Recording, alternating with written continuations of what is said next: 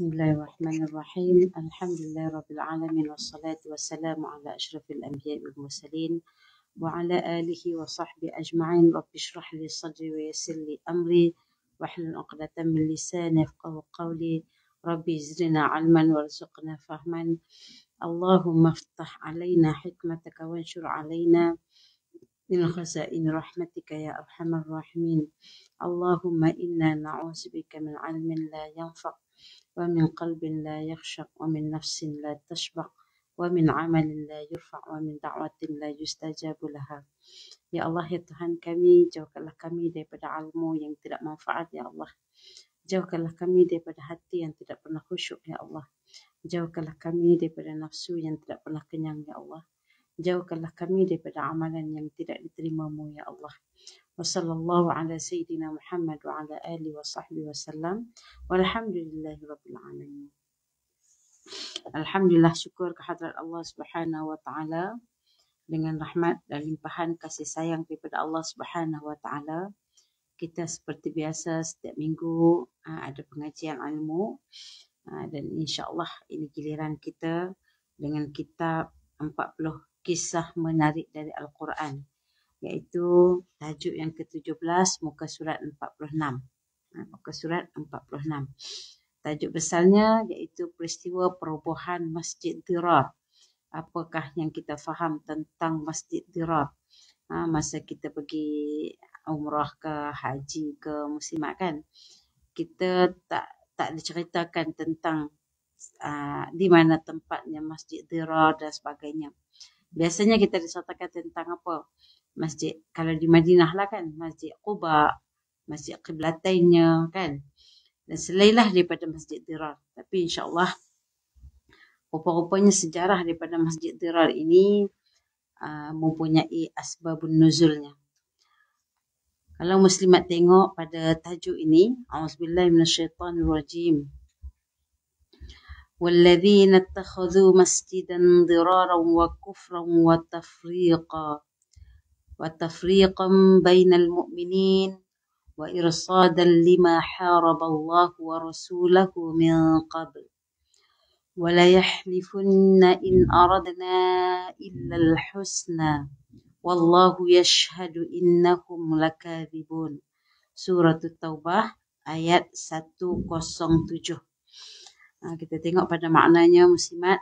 Dan di antara orang-orang munafik juga ialah orang-orang yang membina masjid dengan tujuan membahayakan keselamatan orang-orang Islam dan menguatkan keingkaran mereka serta memecah belahkan perpaduan orang-orang beriman, dan juga untuk dijadikan tempat intipan bagi orang yang telah memerangi Allah dan Rasulnya sebelum itu. Dan apabila tujuan mereka yang buruk itu ketara, mereka akan bersumpah dengan berkata, tidaklah yang kami kehendaki dengan mendirikan masjid ini melainkan untuk kebaikan semata-mata. Padahal Allah menyaksikan bahawa sesungguhnya mereka adalah berdusta. Ayat ini diturunkan ketika mana berlaku satu peristiwa setelah mana Rasulullah sallallahu alaihi wasallam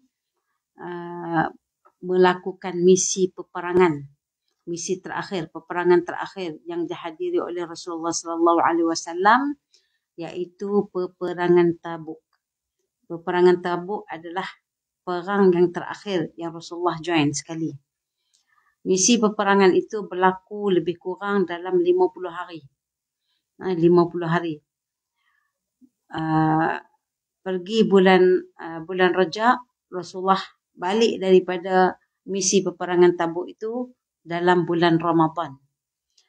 Lalu kalau kita melihat intipati daripada asbabun nuzul ayat ini, muslimat yang dirahmati oleh Allah Subhanahu wa taala, ayat ini diturunkan ketika orang-orang munafik yang berjumlah seramai 12 orang mendirikan Masjid Dirar. Muslimat yang dirahmati oleh Allah Subhanahu wa taala, cetusan untuk mendirikan Masjid Dirar ini bukan cetusan ataupun fikir terus buat, tidak.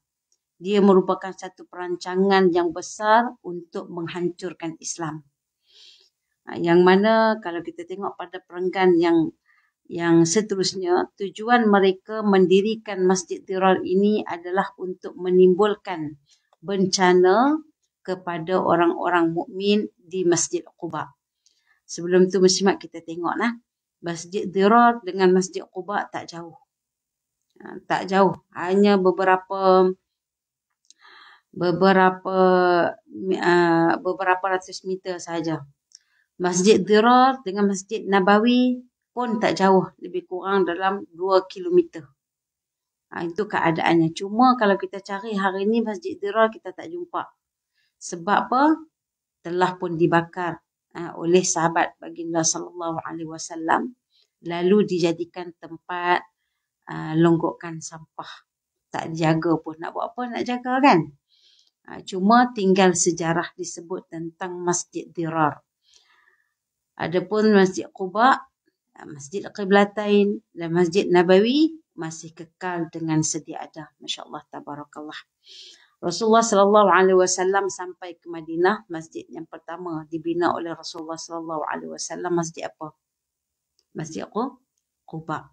Masjid yang dibina atas dasar ketakwaan. Namun ini tujuan orang munafik. Mereka membina Masjid Dirar ini nampak secara zahir macamlah untuk atas dasar ketakwaan, ya, untuk menyatukan umat, untuk kita kata menyatu padukan umat.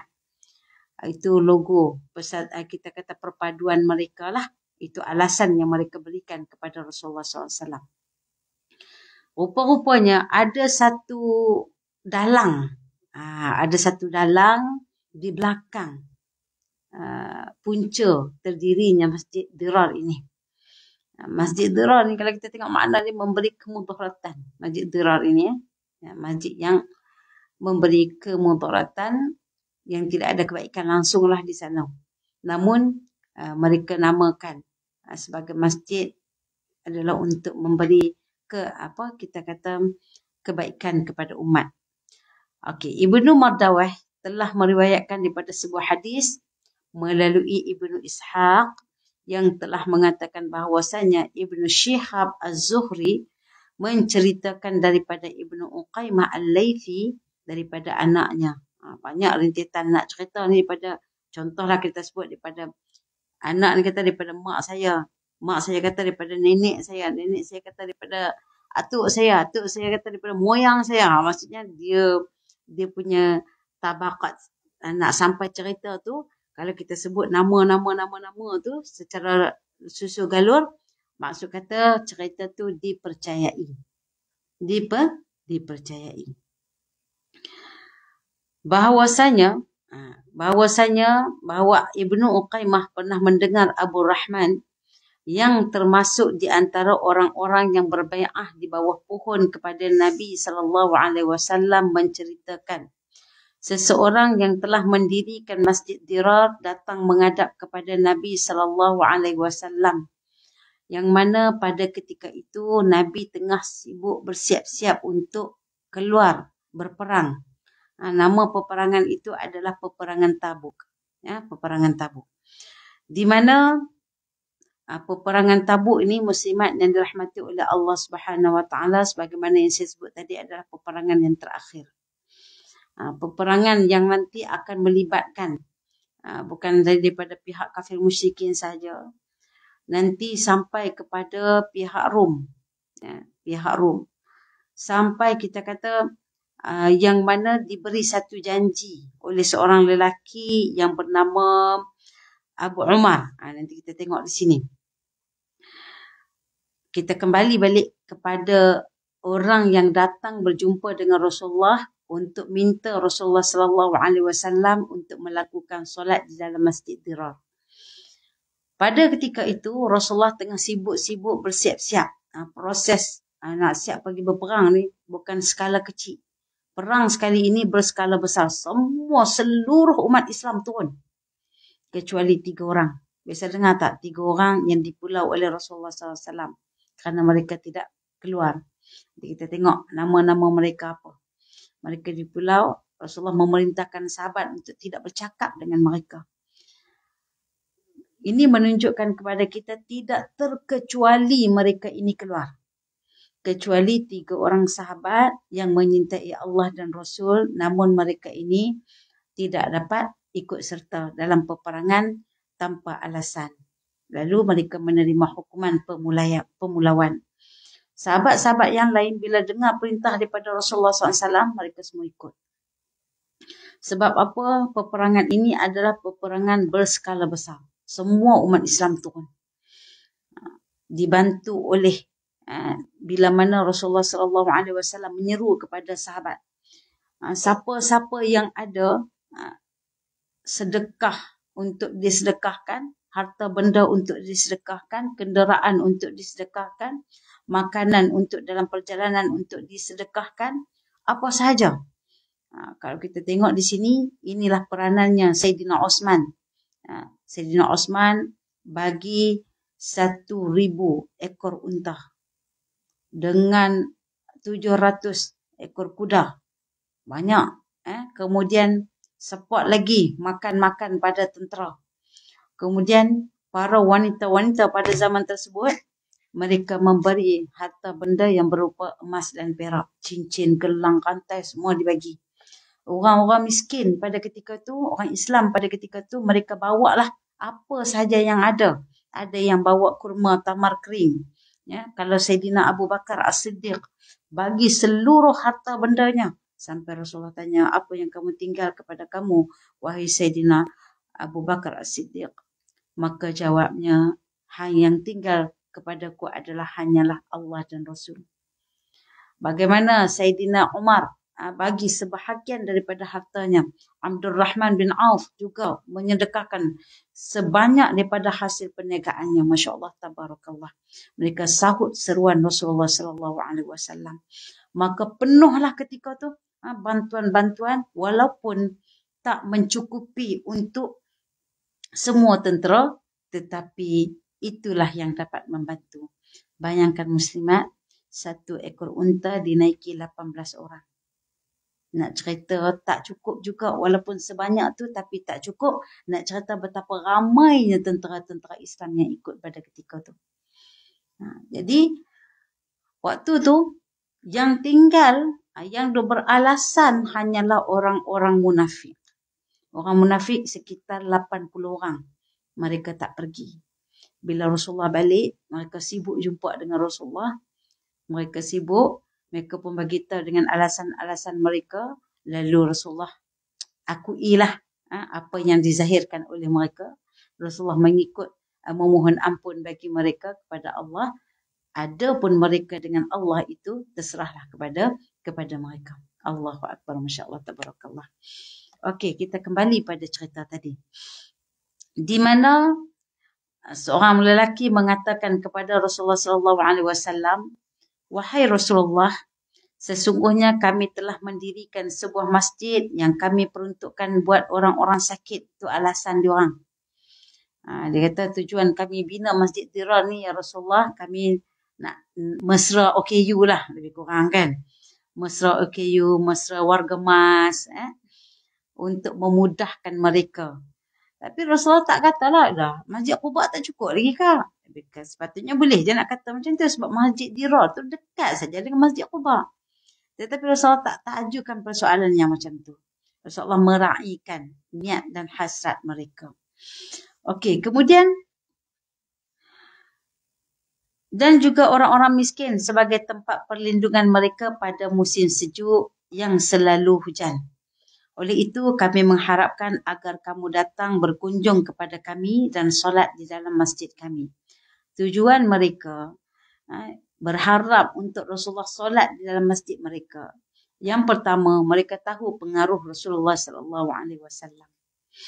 Yang kedua, oleh sebab Rasulullah lelaki yang paling berpengaruh, bukan ketika tu, sampai mati, sampai hari kiamat.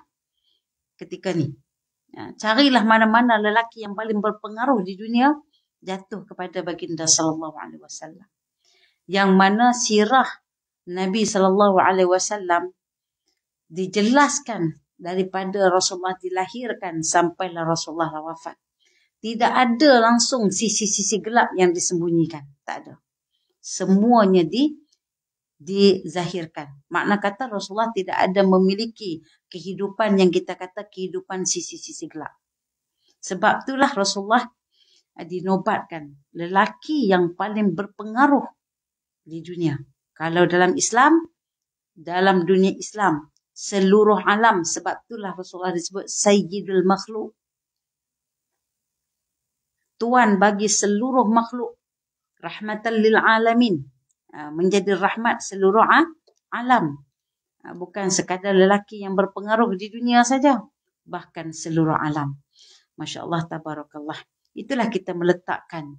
Rasulullah adalah syahadah kita. Asyhadu an la ilaha illallah wa anna Muhammadar Rasulullah. Satu i'tiqad daripada orang Islam. Tanda berimannya kita kepada Allah dan Rasul. Itu satu bentuk pengiktirafan kita. Kemudian Nabi SAW menjawab, sesungguhnya sekarang aku hendak berangkat. Jika aku kembali, maka insya-Allah aku akan berkunjung ke sana dan mendirikan solat di masjid kamu. Itu pengakuan baginda SAW. Sebab kedatangan mereka tak kena pada masa dia. Rasulullah tengah sibuk ni. Nak keluar bukan peperangan biasa, tetapi peperangan berskala besar. Kemudian,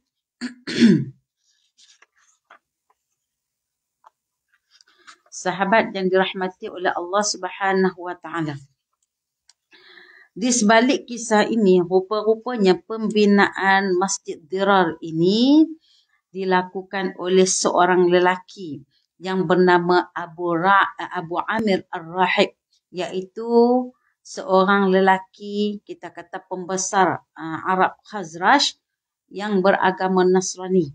Yang mana dia ni sentiasa masuk ke dalam kota Madinah, mengajar mereka. Dia tak pernah masuk Islam. Dia mengajar penduduk-penduduk kota Madinah ini tentang agama Nasrani sahaja. Kemudian dia bersekongkol pula dengan seorang lelaki, seorang munafik, ketua munafik yang bernama Abdullah bin Ubay bin Salul. Ada riwayat mengatakan mereka ini bersaudara. Allahu Akbar, Masya Allah, Tabarakallah. Sementara meminta Abdullah bin Ubay bin Salul untuk membina Masjid Dirar tadi ni, sedangkan dia, Abu Amir Ar-Rahib ini, dia pergi berjumpa dengan pembesar Rom. Dia capai satu sepakat untuk memerangi baginda sallallahu alaihi wasallam. Dia juga memerintahkan kepada orang-orang munafik ni masa Nabi keluar nanti, kamu bina benteng-benteng yang kukuh. Sebab apa? Bila Muhammad balik nanti, kita boleh memerangi mereka. Masya Allah, tabarakallah. Jadi bila Rasulullah keluar, peperangan Tabuk, misi peperangan itu berlaku dalam 50 hari. Maka di sini mereka dah sibuk merancang. Namun baginda sallallahu alaihi wasallam melalui peperangan Tabuk tanpa sempat menumpahkan darah walaupun setitik pun. Di mana bila mereka melihat suasana ketika Rasulullah sallallahu alaihi wasallam membawa bala tentera yang dahsyatnya, masya-Allah, tabarakallah, mereka melihat Allah Ta'ala campakkan dalam hati mereka kegerunan. Lalu mereka dapat mengalahkan tentera-tentera Rom. Tentera Rom berundur, maka Rasulullah, mereka mencapai satu sepakat, kata sepakat kemenangan. Masya Allah, tabarakallah, menjadi kegembiraan yang terbesar kepada umat Islam. Bila Rasulullah nak balik ke Tabuk, Rasulullah lalu di bawah satu lereng bukit, timbul 12 orang munafik. Mereka ni duduk di kalangan, cuba-cuba duduk di antara lereng bukit. Mereka cuba untuk membunuh Rasulullah sallallahu alaihi wasallam. Ketika itu Rasulullah bersama dengan 2 orang sahabat. Sahabat yang menjaga belakang Rasulullah SAW, iaitu sahabat yang bernama Huzaifah. Bila mana mereka cuba untuk membunuh Rasulullah sallallahu alaihi wasallam, Rasulullah dapat melihat Lalu Rasulullah memerintahkan kepada Huzaifah untuk memukul kepala muka unta yang mereka naiki. Bila Sayyidina Huzaifah memukul muka unta tersebut, mereka jadi takut. Allah campakkan perasaan takut dalam diri mereka. Mereka ni cuba lari masuk ke dalam rombongan tentera Islam yang lain. Sebab mereka orang munafik. Orang munafik ni dia zahir dia Islam, hati dia je yang kafir. Jadi bila dia masuk dalam tentera-tentera Islam, maka dia tidak dicam sebagai orang yang kafir. Allahu Akbar. Ketika itulah Huzaifah bin Yaman, di mana Rasulullah SAW menceritakan siapakah mereka orang-orang munafik yang sebenarnya.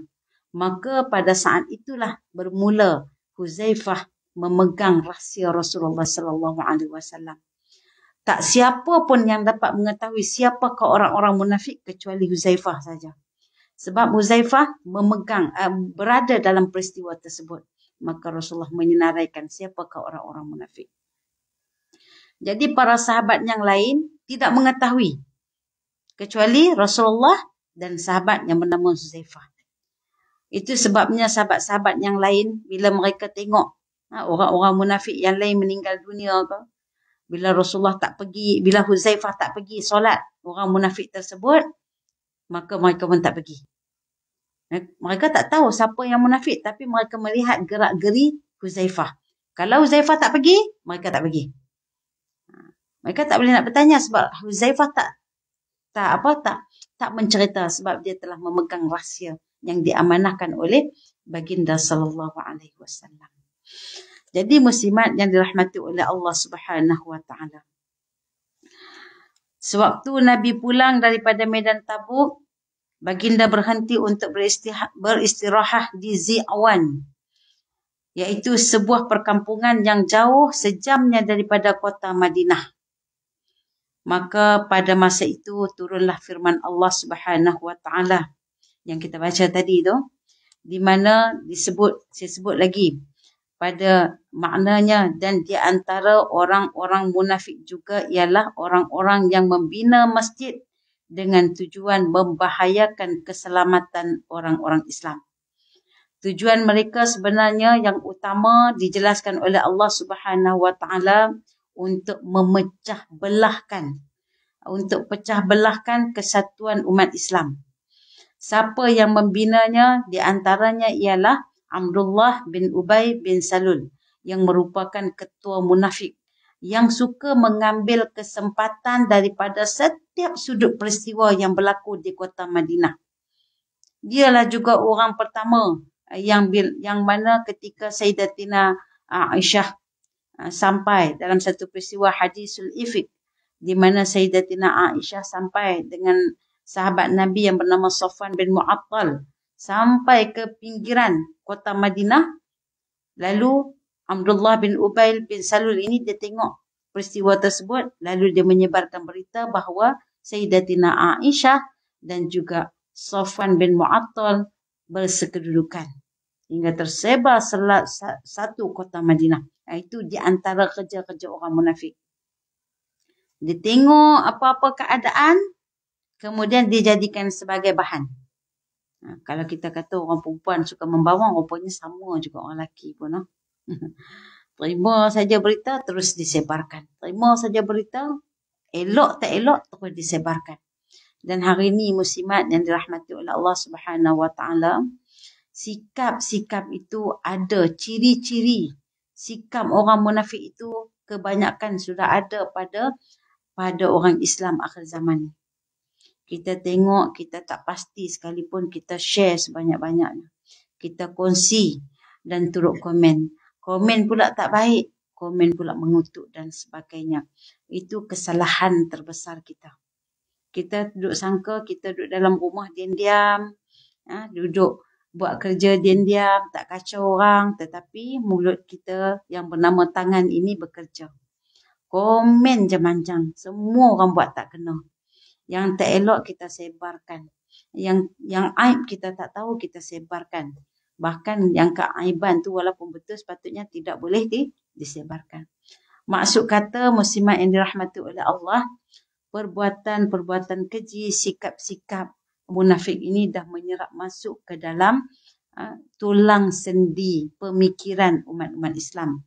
Tak kira lelaki ke perempuan ke, semuanya terpalit sama. Betul tak?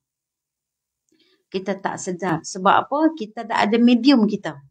Medium menyebarkan fitnah itu sangat mudah. Kalau dulu perlukan mulut nak cerita dengan jiran.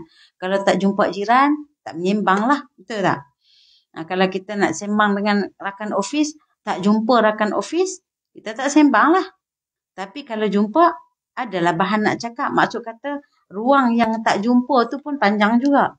Sekarang ni kalau tak jumpa di sini, tak apa, kita balik rumah, kita WhatsApp kemudian.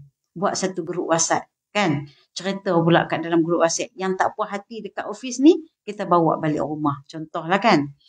Sebab kita ada medium yang sangat luas. Jadi dosa kita sangat terbuka. Sangat mudah untuk kita lakukan.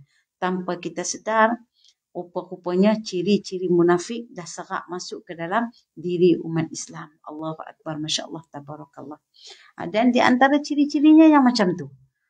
Sesuai, tengok, boleh tak jadikan bahan? Maka dinaikkan berita, diwarkan, diviralkan.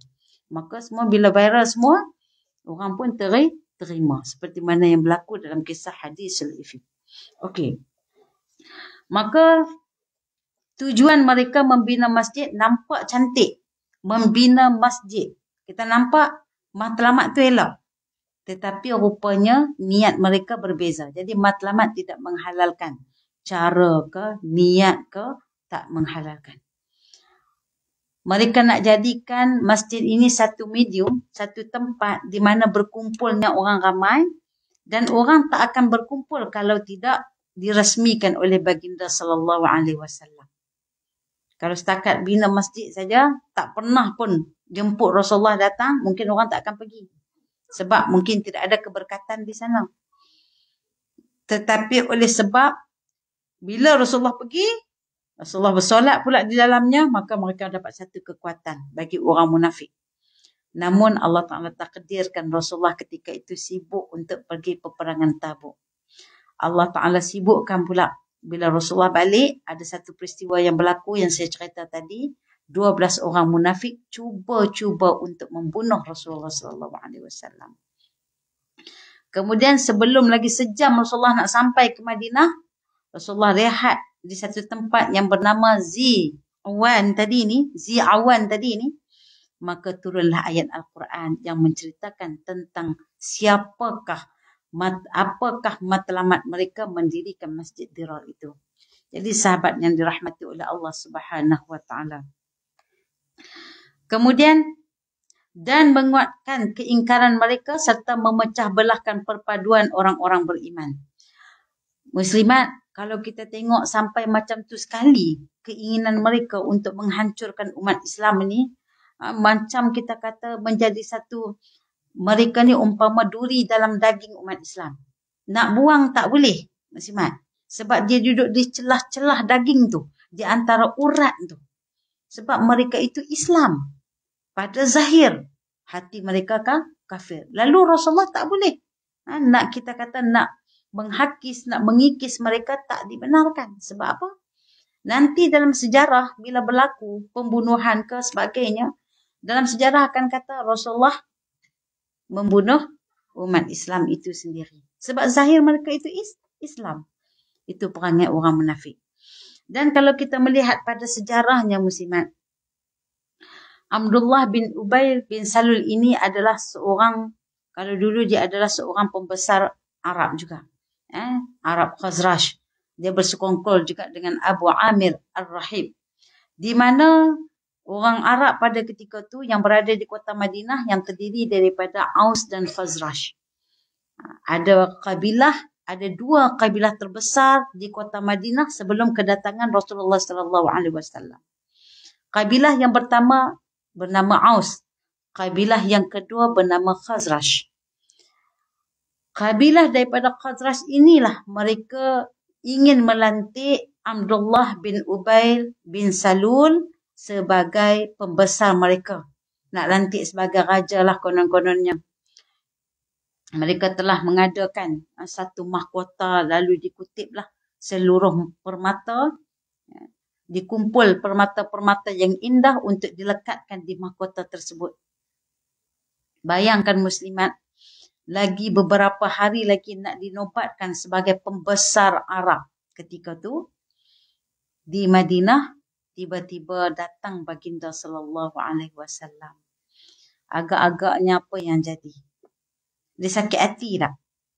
Bila Rasulullah datang, tak jadi orang Arab yang ada di kota Madinah ni tak jadi nak lantik Abdullah bin Ubay bin Salul. Jadi yang bersarang dalam hati dia adalah dendam kesumat. Sikit lagi je aku ni nak dilantik sebagai pembesar Arab ni di Madinah. Tiba-tiba datang pula Muhammad, macam kacau lain lah. Kacau daun lah datang. Memusnahkan harapan dan impiannya untuk mendapat title kekuasaan tersebut. Kedatangan Rasulullah sallallahu alaihi wasallam itu sangat dibenci. Hasil daripada kebencian tersebut, dia cuba untuk membunuh baginda sallallahu alaihi wasallam. Namun dilihat semakin hari, semakin minggu, semakin bulan, umat Arab yang ada ketika tu semakin mengikuti Rasulullah sallallahu alaihi wasallam. Tidak ada perasaan dan dendam dalam hati mereka. Bahkan Rasulullah sallallahu alaihi wasallam berjasa pula menyatukan persengketaan di antara Aus dan Khazraj. Sebenarnya dua Arab ni sedang bergaduh, sentiasa bergaduh. Pergaduhan ini berlaku semenjak zaman nenek moyang lagi, lama dah. Rupa-rupanya puncanya adalah daripada kabilah terbesar Yahudi yang menduduki Madinah ketika tu. Kabilah yang pertama nama Bani Nadir. Kabilah yang kedua Bani Quraizah. Dan kabilah yang ketiga Bani Qainuqa. Tiga-tiga kabilah ni, mereka ni ada yang duduk di tengah kota Madinah, ada yang duduk di pinggir kota-kota Madinah. Rupa-rupanya mereka ni datang bawa kisah, bawa cerita daripada kitab mereka. Mereka didatangkan daripada Syam sampai ke kota Madinah. Kenapa mereka datang ke kota Madinah? Rupanya ada tujuan yang besar. Kerana dalam kitab mereka diceritakan nanti akan keluarnya seorang Nabi. Tapi tak dinyatakan daripada bangsa mana. Kitab mereka tak menyatakan daripada bangsa mana. Dan Nabi itu akan menempati kota Madinah. Lalu mereka ni bermula daripada nenek-nenek moyang ni cepat-cepat pindah ke kota Madinah. Dengan harapan Nabi itu akan keluar daripada kalangan bangsa mereka. Rupa-rupanya sampai mereka di kota Madinah ada dua kabilah tadi itu, Aus dan Khazraj, iaitu kabilah Arab. Maka mereka ni di segi zahirnya mereka cubalah berkawan, bermuamalah dengan sebaiknya. Tetapi di sebalik tabirnya mereka ni menjadi jarum halus yang selalu menyucuk persengketaan di antara Aus dan Khazraj. Supaya mereka ni tak boleh bersatu. Bila bersatu nanti kuat. Supaya tak bersatu. Di samping tu, mereka ni menceritakan tentang agama mereka. Bangga. Kalau mereka marah dekat orang Islam, dekat orang Arab ketika tu, mereka akan katakan, nantilah akan keluar Nabi di kalangan kami. Maka engkau orang Arab ni tidak ada apa-apa. Engkau akan kami bunuh sebab Allah pilih kami sebagai bangsa yang suci. Itu. Diorang punya peperangan saraf tu lama dah berlaku. Semenjak itulah orang Arab daripada Aus dan Khazraj ni sentiasa bergaduh. Sampailah baginda sallallahu alaihi wasallam sampai ke kota Madinah dan Rasulullah jualah yang menyatu padukan kedua-dua Arab, Aus dan Khazraj.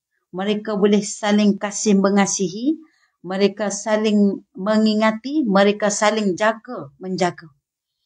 Masya Allah, tabarakallah. Dan inilah yang menimbulkan kebencian kepada orang munafik, iaitu Abdullah bin Ubay bin Salul, dan juga menimbulkan keresahan kepada Abu Amir Ar-Rahib tadi ni. Sebab Abu Amir Ar-Rahib dan juga orang-orang Yahudi yang ada sekitar tu. Sebab apa? bila datangnya Rasulullah diiktiraf, diiktiraf sebagai baginda sallallahu alaihi wasallam. Orang Yahudi tadi duk sangka daripada golongan mereka akan lahirnya Nabi, tiba-tiba telah jelas Rasulullah sallallahu alaihi wasallam datang depan muka mereka, maka mereka tidak dapat terima hakikat. Sedangkan orang Arab semua boleh masuk Islam ketika tu. Tetapi orang Yahudi tetap dengan pendirian mereka, mereka tidak ikut agama baginda sallallahu alaihi wasallam. Bahkan orang munafik ada agendanya tersendiri. Jadi kalau kita lihat muslimat, Rasulullah sallallahu alaihi wasallam bukan menghadapi masalah yang biasa-biasa. Rasulullah menghadapi masalah daripada setiap sudut dan setiap kabilah. Allahu Akbar, Masya Allah, Tabarakallah. Kemudian, sewaktu Nabi pulang dari medan Tabuk, baginda berhenti beristirahat di Zi'awan, iaitu sebuah perkampungan yang jauhnya sejam daripada kota Madinah. Maka pada masa itu turunlah firman Allah Subhanahu wa taala yang tersebut di atas. Seterusnya baginda memanggil Malik ibnu Dakshan. Malik ibnu Dakshan dan juga Mi'an ibnu Adi atau saudaranya Asim ibnu Adi. Dalam riwayat yang lain lagi disebut tambah lagi seorang lelaki yang bernama Wahsy. Ingat tak Wahsy siapa muslimat? Wahsy adalah lelaki yang pernah diperintahkan oleh Hindun dalam peperangan Badar, peperangan Uhud, untuk membunuh Sayyidina Hamzah. Ditombak Sayyidina Hamzah, dikerat dada, dikopak dada, diambil hati, lalu nak dimakan oleh Hindun. Allahu Akbar, Masya Allah, Tabarakallah. Namun Wahsy selepas itu masuk Islam dan menjadi di antara pejuang-pejuang Islam yang sangat tegar. Di antara jasanya dalam riwayat ini, kalau dalam buku ni disebut 3 orang saja. Dalam riwayat yang lain dimasukkan sebagai Wahsy, di mana Rasulullah sallallahu alaihi wasallam memerintahkan mereka untuk membakar Masjid Dirar. Sebab turun ayat tadi memberi hint kepada Rasulullah sallallahu alaihi wasallam agar jangan singgah ataupun jangan pergi ke Masjid Dirar. Sebab bila Rasulullah balik itu sebenarnya Rasulullah nak singgah di situ dulu. Nak singgah, nak sahut, nak menerima jemputan mereka, tetapi mendapat perkhabaran wahyu daripada Allah Subhanahu wa taala. Allah Taala perintahkan mereka ini, kata Rasulullah sallallahu alaihi wasallam dalam sabdanya, "Pergilah kamu berdua ke masjid yang para pemiliknya telah berbuat aniaya. Kemudian robohkanlah masjid itu."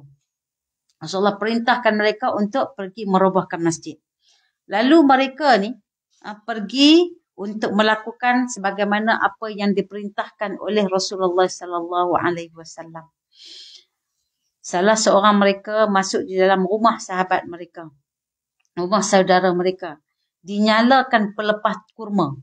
Dalam kitab Ar-Rahiqul Maktum diceritakan. Dinyalakan pelepah kurma, kemudian dibawa pelepah kurma kering yang sedang menyala dengan api tersebut, dibawa ke Masjid Dirar, lalu dibakar. Bukan susah pun nak bakar masjid pada zaman tu, sebab apa? Masjid pun dibuat daripada pelepah-pelepah kurma pada ketika tu. Bukannya buat macam kita binaan yang canggih dan sebagainya, tak ada. Buat dengan kadar yang mengikut kemampuan pada bangsa Arab ketika tu. Kemudian setelah dibakar, maka turunlah firman-Nya yang bermaksud, janganlah kamu salat dalam masjid itu selama-lamanya, dalam surah At-Taubah 108. Kemudian mereka menjadikan tapak masjid itu tempat pembuangan najis. Tak diguna pakai pun, tak digezet masjid pun, tak dikatakan sebagai tapak peninggalan pun, bahkan dijadikan sebagai tempat pembuangan najis. Kalau di Yaman tu ada satu tempat di Sana'a, dalam Babul Yaman, kota Babul Yaman, ada satu tempat yang bernama Qulaisi Abraha. Kalau Qulaisi Abraha ni ada sejarah yang paling besar yang kita tahu sebelum kedatangan baginda sallallahu alaihi wasallam. dalam surah Al-Fil. Dicatatkan di mana Raja Abrahah nak merobohkan Kaabah. Kerana apa? Kerana dia telah membina Quraisy tadi dengan semegah-megahnya, dengan sehebat-hebatnya, dengan bertatahkan permata dan sebagainya. Lalu diseru ke seluruh umat pada ketika itu yang sentiasa datang ke Kaabah setiap musim haji, maka umat di seluruh dunia akan datang.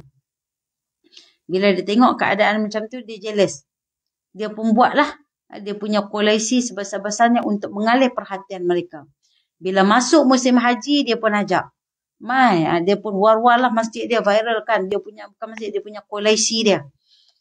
Dia namakan sebagai Kaabah juga. Kaabah Abrahah katanya. Tempat suci dia. Maka dia war-warkan, ajak semua datang. Namun tak ada siapa pun yang datang. Bila tidak ada sesiapa pun yang datang, Raja Abrahah ketika itu timbul perasaan yang sangat marah. Lalu dibawa bala tentera yang terdiri daripada manusia dan gajah yang besar-besar. Mereka ini buat satu perjalanan yang jauh untuk sampai ke kota Makkah. Semata-mata untuk menghapuskan Kaabah. Allahu Akbar, Masya Allah, Tabarakallah. Jadi peninggalan Quraisy itu masih ada sampai sekarang. Sezaman saya pergi itu, masuk ke dalam Babul Yaman, muslimat kalau malam jangan masuk. Sebab Babul Yaman ini, satu kota yang ada dia punya pintu gerbang dia. Kalau kita lihat daripada atas, kita nampak macam lekukan. Nampak macam boleh nampak orang. Tetapi kalau kita masuk dalamnya, kalau tak tahu jalan, mungkin jadi sesat. Sebab bangunannya dekat-dekat dan tinggi-tinggi. Masuk waktu siang, insyaAllah. Tapi kalau masuk waktu malam, Allahu Akbar, tak tahu. Mungkin sesat, mungkin hilang dalam bangunan tersebut. Dan dalam situ juga dinyatakan Masjid Sayyidina Mu'az bin Jabal. Saya dah sampai dari situ. Masa saya sampai situ, saya tengok ada seorang lelaki. Barangkali itulah waliullah. Duduk dekat satu pojok tempat tu. Dekat tiang tu. Dia baca Al-Quran yang lebih besar daripada dia.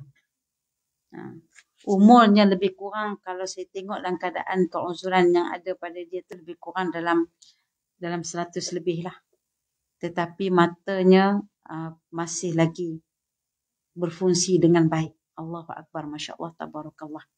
Masjid Sayyidina Mu'az bin Jabal. Kemudian pergilah cari, nak tengok juga yang kata Quraisy Abrahah tu. Pergi cari kita ni. Tak jumpa-jumpa. Pusing, tanya orang Arab sekitar tu.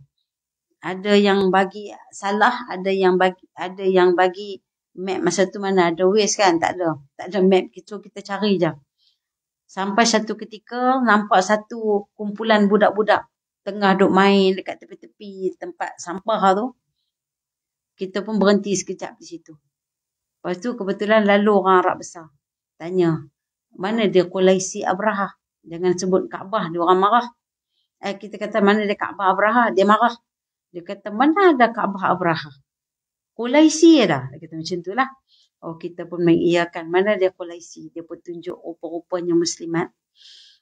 Yang kata indahnya satu ketika dulu, rupa-rupanya tak dijaga langsung. Dia hanya buat macam pagar tu, satu bulat pagar tu, macam tempat roundabout lah. Dalam tu penuh dengan sampah.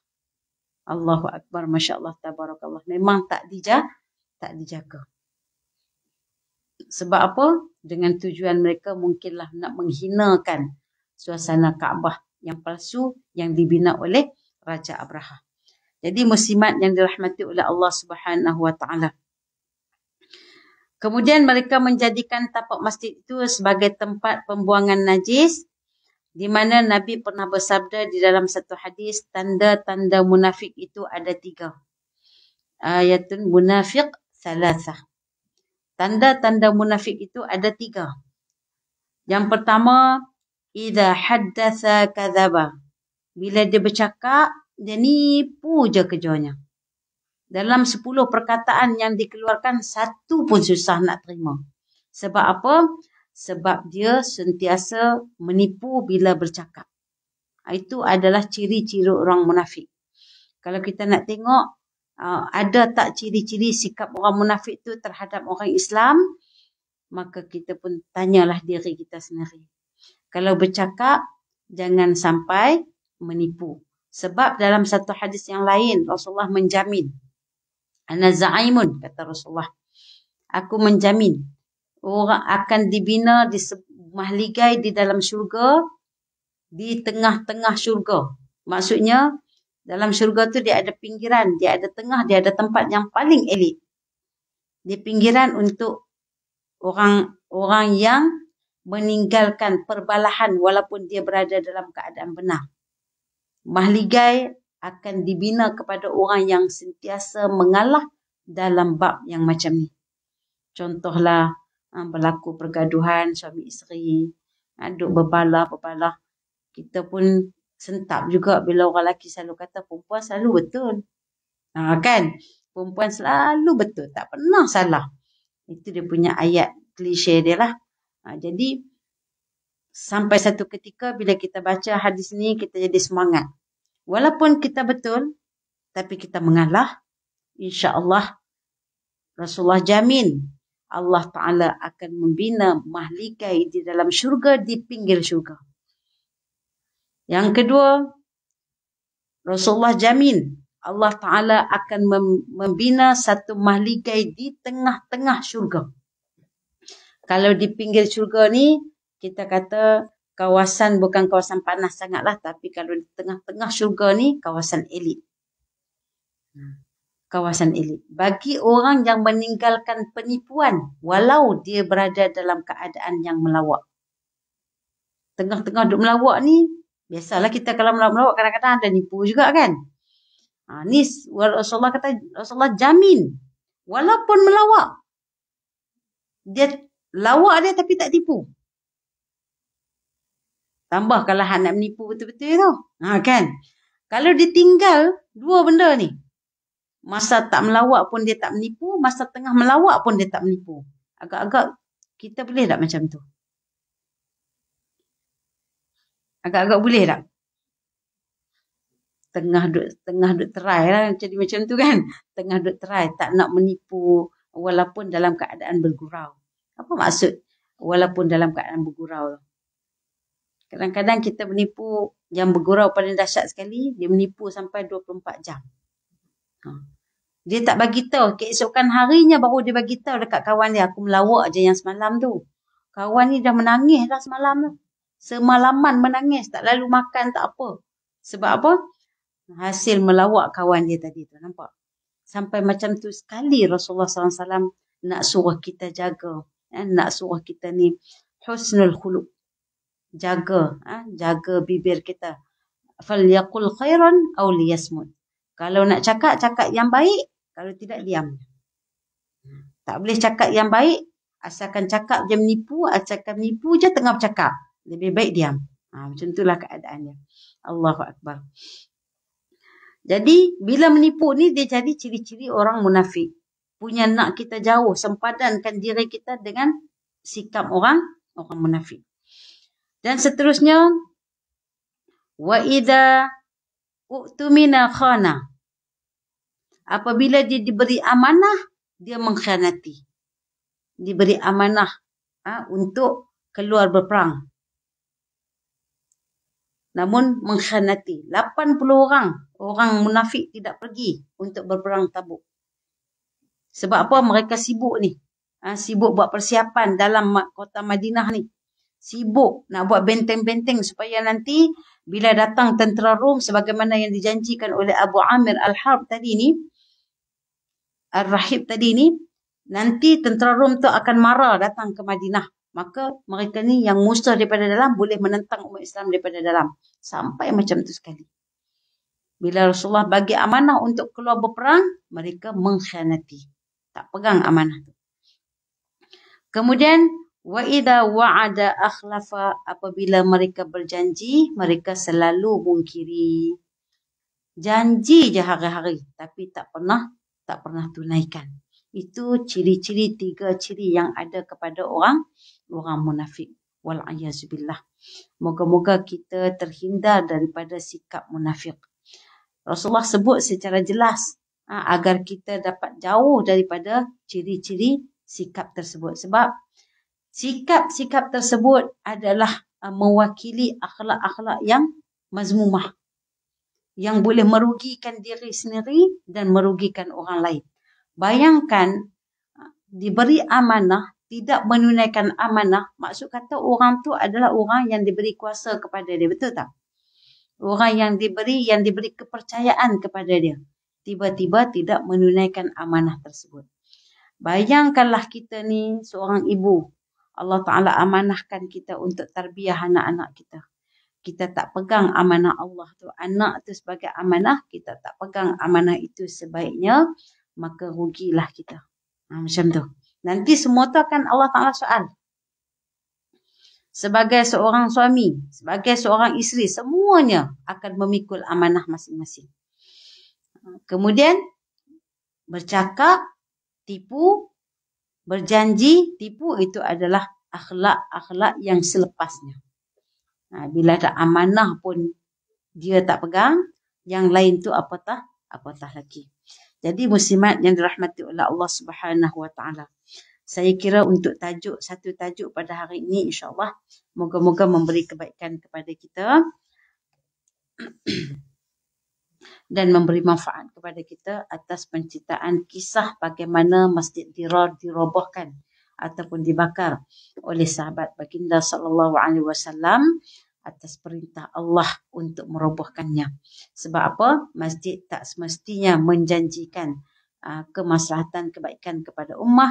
Boleh jadi kalau tujuannya tidak elok, akan menjadi kemudaratan kepada umat Islam itu sendiri, insyaAllah. Jadi akhir kalam, wabillahi taufiq wal hidayah. Wassalamualaikum warahmatullahi wabarakatuh. Subhanakallahumma bihamdika asyhadu an la ilaha illa anta astaghfiruka wa atubu ilaik. Bismillahirrahmanirrahim. Wal 'asr innal insana lafi khusr illa alladhina amanu wa 'amilus salihati wa tawasaw bil haqq wa tawasaw bis sabr. Amin amin ya rabbal alamin. Taqabbalallahu minkum minna wa minkum taqabbal ya karim.